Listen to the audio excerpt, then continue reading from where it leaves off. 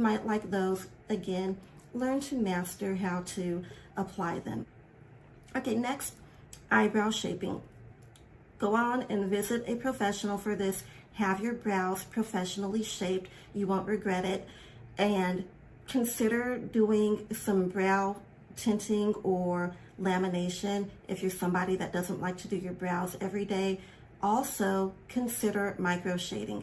Don't do microblading. I'm sure maybe you've heard of that, but microblading puts cuts into your skin, and as those cuts heal, they create scar tissue. And at some point, you are going to need to have your brows touched up. And when there's scar tissue present, your brow tech may not be able to get you the best result with your touch-up. So go for shading or nano brows, because that way you can get the look and the effect that you want without having to worry about that scar tissue.